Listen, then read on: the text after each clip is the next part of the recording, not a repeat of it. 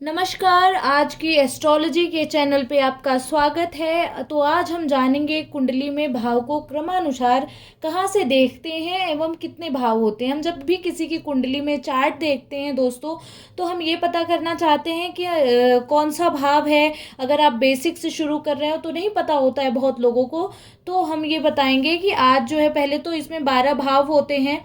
देखिए मैंने यहाँ पे नंबर्स लिख दिए हुए हैं। पहला भाव ये है, दूसरा काउंटिंग यहाँ से शुरू करते हैं। पहला भाव, दूसरा भाव, तीसरा, चौथा, पांचवा, छठा, ऐसे लेके 12वें भाव तक। जो पहला भाव होता है उसको लग्न भाव भी कहते हैं। जनरली हम पहले भाव को लग्न के नाम से जानते हैं। इस पूरे इतना जो है इसको हम चार्ट बोलते हैं। इसमें 12 भाव होते हैं।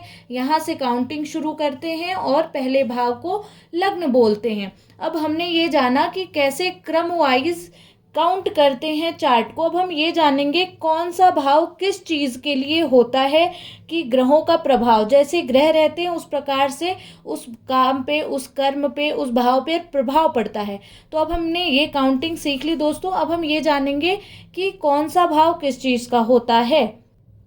अब हम जानेंगे इन 12 भावों में कौन सा भाव किस चीज़ के लिए होता है। तो जो अभी अभी मैंने बताया आपको साथियों कि ये व्यक्तित्व ये लग्न भाव जो होता है वो व्यक्तित्व, ओवरऑल आपका व्यक्तित्व कैसा है, आप कैसे हैं, इसमें जो भी ग्रह बैठेगा उस हिसाब से देखा जाता है कुंडली को देख करके।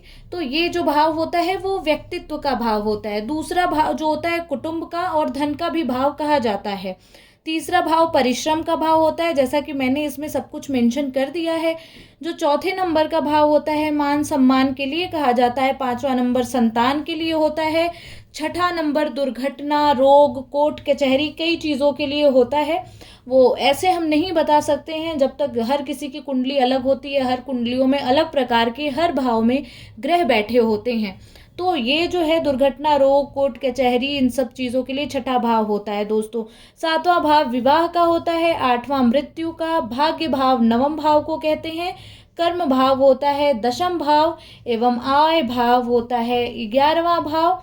व्यय भाव बोलते हैं 12वें भाव को। व्यय और मोक्ष बहुत सारी चीज़ों के लिए कहा जाता है। जब किसी की हम चार्ट, आप बेसिक से अभी हमने शुरू किया है, अभी आप धीरे धीरे समझेंगे, फिर मैं लास्ट में जब आप थोड़ी बेसिक चीज़ें समझ पाएंगे दोस्तों तो मैं आपको एक चार्ट के एग्जाम्पल से भी समझाऊंगी। तो हमने आज क्या जाना कि भाव की काउंटिंग, कुंडली में चार्ट की काउंटिंग कहाँ से शुरू करते हैं, यहाँ से, और फिर उसके बाद कौन सा भाव किस चीज़ के लिए होता है और इसमें कितने भाव होते हैं, 12 भाव होते हैं। अब हम अगला पढ़ेंगे, हम आपको समझाएंगे राशि, ग्रह और वो ग्रह कौन से तत्व के होते हैं। हमारा अगला टॉपिक है कितनी राशियां होती हैं। मैंने यहाँ पे लिख दिया है दोस्तों, देखिए आप, ये राशियां हैं, इनके ग्रह हैं और ग्रहों के तत्व हैं। आप यहाँ से काउंटिंग शुरू कर लीजिए। पहला मेष राशि, दूसरा वृषभ, तीसरा मिथुन, चौथा कर्क, पांचवा सिंह राशि, छठा कन्या राशि, सातवां तुला, आठवां वृश्चिक, नौवां धनु, 10वां मकर, कुंभ और मीन। 12 राशियां होती हैं। और उन राशियों के ग्रह कौन कौन से हैं, मतलब ऐसा होता है कि एक ग्रह की 2 राशियां हो सकती हैं और इसमें आप देखने को आपको मिलेगा भी। तो हमने सामने सामने लिख दिया हुआ है। मेष राशि का ग्रह कौन सा है, मंगल। बेसिकली मंगल की राशि है मेष। शुक्र की वृषभ राशि है। बुध की मिथुन राशि है। और बुध की मिथुन राशि के अलावा कन्या राशि भी है। तो बुध की 2 राशियां हैं। तो मिथुन का बुध, कर्क का चंद्र, सिंह का सूर्य। बेसिकली आप ऐसे देख लीजिए, सूर्य ग्रह का जो राशि है वो सिंह है, बुध का कन्या और मिथुन है, शुक्र का तुला और वृषभ है, मंगल का वृश्चिक और मेष है, मेष राशि, गुरु का धनु है और मीन है, शनि का मकर और कुंभ है। तो बेसिकली हमने क्या देखा दोस्तों, गुरु, शनि, मंगल, शुक्र, बुध, इन चारों के जो है, और मंगल, इनके 2 राशियां हैं। अब हम देखेंगे तत्व। अब देखिए ये जो ग्रह हैं अलग अलग राशि में इनके तत्व भी बदलते हैं। अब जैसे आप देखेंगे जो है मेष राशि, जो मंगल ग्रह है वो अग्नि तत्व है। किस राशि के साथ, मेष राशि के साथ। वहीं पर शुक्र जो है पृथ्वी तत्व है, बुध वायु तत्व है, चंद्र जल तत्व है, सूर्य अग्नि तत्व है, बुध वापस से पृथ्वी तत्व है।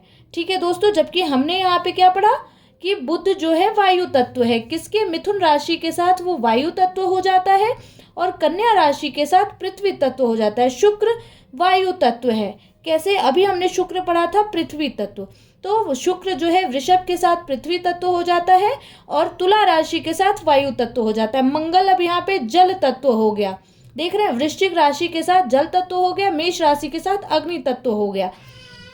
धनु जो गुरु है, तो दोस्तों अभी हमने बताया कि जो है गुरु धनु राशि के साथ अग्नि तत्व हो जाता है, जबकि गुरु मीन राशि के साथ क्या रहता है, जल तत्व।